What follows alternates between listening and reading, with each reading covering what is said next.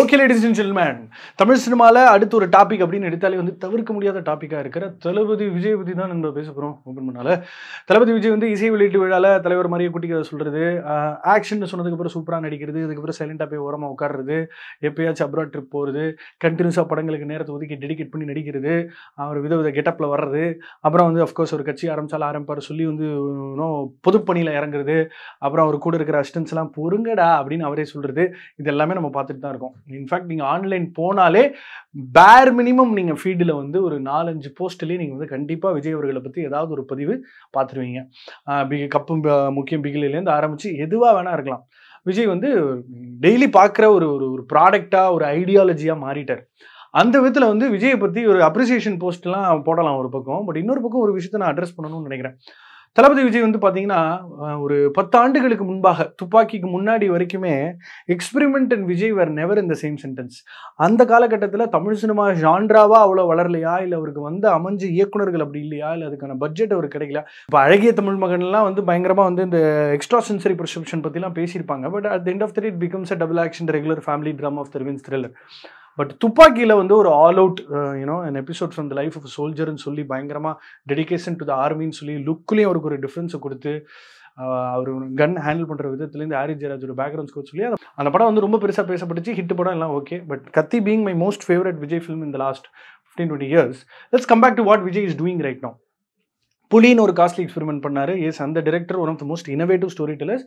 புலி பெருசாக அவருக்கு அமையலை. பட் ஸ்டில் அவர் வந்து போலீஸ் கெட்டப்பில் திரி ஹேங் ஓவர்லேயே வந்து பயங்கரமாக வந்து ஒரு ஃபேண்டசி படமாக ஒன்று குழந்தைங்களுக்கான படம் சொல்லி அந்த பாணியில் ஒரு படம் பண்ணார். ஸ்ரீதேவி ஒரு பக்கம், கிச்சா சுதீப் ஒரு பக்கம்னு சொல்லி பெரிய ஒரு லைனப்பில் தான் அந்த படம் பண்ணார். அந்த படம் வந்து எதிர்பார்த்த அளவுக்கு போகலன்னாலும் இந்த புலி எஃபெக்ட் வந்து ஒரு நல்ல எஃபெக்ட் கிரியேட் பண்ணியிருக்கு தளபதி விஜய்க்கு.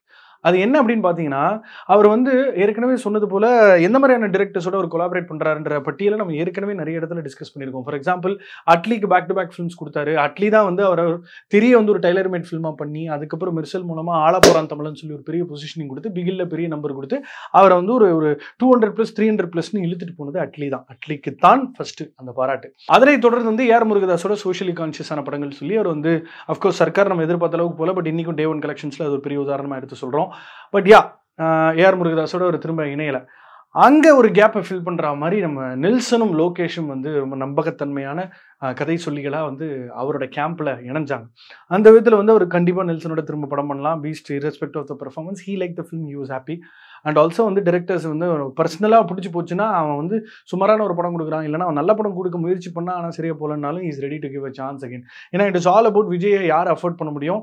ஏன்னா இப்போவே ஃபாத் ஃபாசில் வடிவேலை வச்சு ஒரு 98வது படம் ஆர்பி சௌத்ரி அவர்கள் அனௌன்ஸ் பண்ணிட்டாரு. ஸோ 100வது படம் வந்து தளபதி விஜயோட தான் சூப்பர் குட் அப்படின்ற மாதிரி அவங்க ஃபண்ட் ரெடி பண்ணிருப்பாங்க.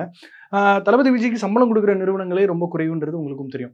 இப்போ நான் எதை பற்றி பேசணும்னு நினைக்கிறேன்னா, தளபதி விஜய் அண்ட் ஜான்ரா எக்ஸ்பெரிமெண்ட் பண்ண ஆரம்பிச்சுட்டாரு. டைரக்டர்ஸ் கிட்ட தன்னை சப்மிட் பண்ணுறாரு அப்படின்றது தான் உண்மை. அந்த விதத்தில் இப்போ சில ஆக்டர்ஸ் ஒரு காலகட்டத்தில் பார்த்தீங்கன்னா police don, gangster don, police அப்படி அந்த ஜோனில் தான் ட்ராவல் பண்ணிருந்தாங்க.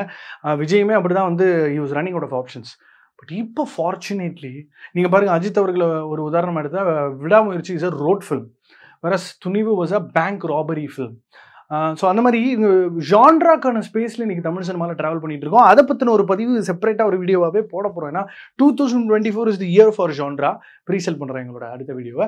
கமிங் பேக் டு விஜய், நீங்கள் பார்த்தீங்கன்னா வந்து இந்த காவலன், சுறா, வேட்டைக்காரன் ஜோனில் வந்து பார்த்தீங்கன்னா ஃபுல்லாக commercial films, hero, ego massage films அந்த ஜோனில் ட்ராவல் பண்ணிருந்தார். 5 பாடல்கள் 10 காமெடி ட்ராக்கு அந்த ஜோனில் போயிட்டு இருந்தார்.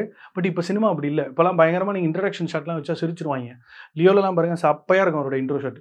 ஸோ அந்த லெவலில் வந்து பார்த்தீங்கன்னா மாஸ்டர் எடுத்துக்கிட்டிங்கன்னா அது ஜுவனைல் பற்றி பேசுகிற ஒரு படமாக, of course it had some regular சினிமாக்கான டெம்ப்ளேட்டாக இருந்தாலும் Vijay is catering to roles and கேரக்டர்ஸ்ன்றது வந்து தமிழ் சினிமாவுக்கு ஒரு முக்கியமான மூவ்மெண்ட்டாக நான் பார்க்குறேன். இப்படி தலைவர் ரஜினிகாந்த் வந்து என்னைக்கு வந்து பாரஞ்சித்தோட இணைஞ்சு பாரஞ்சித்தோட ஸ்டோரி வேர்ல்டுக்குள்ளே போய் ஒன்று பண்ண முயற்சித்தாரோ, அஃப்கோர்ஸ் நீங்கள் எம்ஜிஆரோட ஃபார்முலா ரஜினி அவர்கள் ஃபாலோ பண்ணார், அதை தளபதி கையாண்டார். They use to repeat directors and do public pleasing playing to the gallery films. Comfort watch films, commercial films, relatable films, template films இப்படி பண்ணிட்டு இருந்த தளபதி விஜய் நீங்கள் ஜானருக்குள்ளே ட்ராவல் பண்ணுறாரு அப்படின்றது வந்து ஒரு welcoming change for Tamil cinema. ஏன்னா அவர் மட்டுமே வந்து ஒரு வருஷம் ஒரு 2 படம் ரிலீஸ் ஆகுதுன்னா he is contributing somewhere between 400 to 600 crores on an average. So that's a huge number. And he is undisputed king of box officeன்ற ஒரு ஸ்பேஸில் இருக்காப்ல. அப்படிப்பட்ட தளபதி விஜய் வந்து ஜான்ரா படங்கள் பண்ணுறாருன்றது welcoming change for Tamil cinema. அப்படி நீங்கள் லியோ ஒரு உதாரணமாக எடுத்தீங்கன்னா it's a clear cut gangster film talking about cartels and you know of course second ஹாஃப்ல நம்ம வந்து பெருசாக டிஸ்கஸ் பண்ணியிருந்தாலுமே Leo is a very genre specific outing தான். வந்து ஒரு ஹிஸ்ட்ரி ஆஃப் வில்லன்ஸ்க்கு ஒரு ட்ரிபியூட்டாக பண்ணி அந்த அந்த ஸ்டோரி வேர்ல்டுக்குள்ளே தானே ஃபிட் ஆகிறாரு. பீஸ்டில் எடுத்துக்கிட்டிங்கன்னா அதே நெல்சன் படத்தில் வர ஒரு கேரக்டராக ஐ கான்டாக்ட் மெயின்டைன் பண்ணாமல் அந்த ஒரு போக்கிரி ஹேங் ஓவரில். So it's nice to see Vijay do that. He was doing periodically back then. நீங்கள் வந்து if you go back to the Shahjahan, Priyamaanavale zone, இன்னும் கொஞ்சம் அந்த வசீகரா ஜோன் போனீங்கன்னா புதிய இது அந்த ஜோன்லாம் வந்தீங்கன்னா அப்போ சினிமாவோட பாணியே வேற மாதிரி இருந்துச்சு. ஆனால் இன்னைக்கு irrespective ஆஃப் அந்த லார்ஜர் தேன் லைஃப் இமேஜ், அவர் பயங்கரமாக ஸ்லிங் ரோப்பை போட்டு தூக்கிக்கிட்டலாம் அடிக்க முடியாது. இன்றைக்கி வந்து ஆக்ஷன்லாம் பயங்கரமாக இருக்கணும். இன்ஃபேக்ட் சர்க்கார் மாதிரி தமிழன் எப்பயோ பண்ணிட்டார், ஸ்டாம்ப்லாம் விட்டாங்க.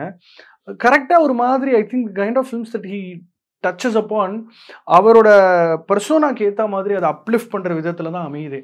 இதுக்கு எல்லாத்துக்கும் ஒரு ஃபிட்டிங் ட்ரிபியூட்டாக வந்து ஒரு science fiction time travel loop ஃபில்ம்னு சொல்லலாமா தளபதி 68 கோட். ஸோ அது again is a very genre specific outing. நான் வந்து ஒரு எம்ஜிஆர் ஃபார்முலா தான். நான் வந்து தங்கச்சிக்கு வந்து உடம்பு சரியில்லைன்னா நான் தான் வந்து சாங் மாண்டாஜில் வந்து அவளுக்கு சோறு ஊட்டுவேன். பச்சை புள்ள பிஞ்சு வரல்னு ஓப்பனிங் சாங்கில் ரோட்டில் சும்மா போகிறப்ப நான் இழுத்து அப்படி பயங்கரமாக அதெல்லாம் இப்போ பண்ண முடியாது, பண்ணுறதும் இல்லை. So it is nice to see Vijay do that. ரொம்ப ஜான்ரா ஸ்பெசிஃபிக்காக சில படங்கள் இட் ஒர்க், சில படங்கள் இட் டசன்ட் ஒர்க். பட் வர டக்குன்னு நடுவில் நான் ஏற்கனவே சொன்னது போல் ஒரு பிளான்ட் அசாசினேஷன் பேரில் வாரிசுன்னு ஒன்று உருட்டி விட்டுறாரு. அது ரொம்ப நாள் கழிச்சு ஒரு ஃபேமிலி செட்டப்பில். So he is thoroughly aware. பயங்கரமான judgement. Of course Bairavaa was a costly mistake, but still அவருக்கு வந்து பார்த்தீங்கன்னா ஒரு பயங்கரமான ஜட்மெண்ட் ஒன்று இருக்குது. நல்ல கதைகளை தேர்ந்தெடுத்து எக்ஸ்பெரிமெண்ட் பண்ண முயற்சிக்கிறார். லுக்ஸில் கொஞ்சம் இஸ் ஏபிள் டு இம்ப்ரவைஸ்ன்ற மாதிரியான ஒரு ஸ்பேஸை நம்மளால் பார்க்க முடியுது. So that is important for cinema. Because இன்னைக்கு வந்து கமனியும் மணிகண்டனோட அடுத்த படமும் கிளாஷ் ஆக போது நம்ம வந்து லவ்வர் அண்ட் ஸ்டார் பற்றி பேசிகிட்டு இருக்கும்போது அந்தந்த கதை உலகங்களுக்குள்ளே இந்த பெரிய பெரிய ஹீரோஸ் பொருத்தப்பட வேண்டும் அப்படின்றதான் முக்கியம். இப்போ for example irrespective of the stature, Shankar படம், ராஜமௌலி படம்னா ஒரு for example let's say Ram Gopal Varma படம், இல்லைனா ராஜ்குமார் ஹிரானி படம், இல்லைனா one of my all time favourites வந்து நம்ம சஞ்சலீலா பன்சாலி படம் அப்படின்னா இவங்க எல்லாருமே அவங்க கதை உலகத்துக்கு தன்னை சப்மிட் பண்ணுறாங்க, which is a very refreshing watch. That is something that Manirathnam has been doing for the longest time. So that's why Thug Life also is a very important film because we are going to be seeing Kamal Haasan in the eyes of Manirathnam. So அப்படி விஜய்க்கு இது வந்து ஒரு முக்கியமான ஆண்டா அமையும். தொடர்ச்சியாக வந்து ஒரு பாலிடிக்ஸ் போகிறாரோ இல்லையோ ரொம்ப ஜான்ரா ஸ்பெசிஃபிக்கான படங்கள் தான் பண்ணுவார் இனிமேல் அப்படின்றது ரொம்ப ஆணித்தரமாக சொல்லலாம். ஏன்னா வாரிசு பண்ணதுனால இன்னொரு 4-5 வருஷத்துக்கு அந்த ஃபார்மேட்டில் படம் நம்ம பார்க்க போகிறது இல்லை. ஸோ எவ்வளோக்கு எவ்வளோ புது கதை உலகங்களை நம்ம வந்து நோக்கி பயணிக்கிறோமோ that is going to change. ஏன்னா தமிழ் சினிமாவில் வந்து ஹையஸ்ட் கிராசிங் ஃபிலிம்ஸ்னு நீங்கள் பட்டியல் போட்டிங்கன்னா அது ஒரு சயின்ஸ் ஃபிக்ஷன் படமாகவும் அந்த சோனில் தான் நம்ம முக்கிய முயற்சிகளை தான். ஒரு தசாவதாரம் எடுத்துக்கிட்டிங்கன்னா இட்ஸ் அபவுட் ஒரு அப்போகேலிப்ஸை நோக்கி அந்த மாதிரியான ஒரு படம்.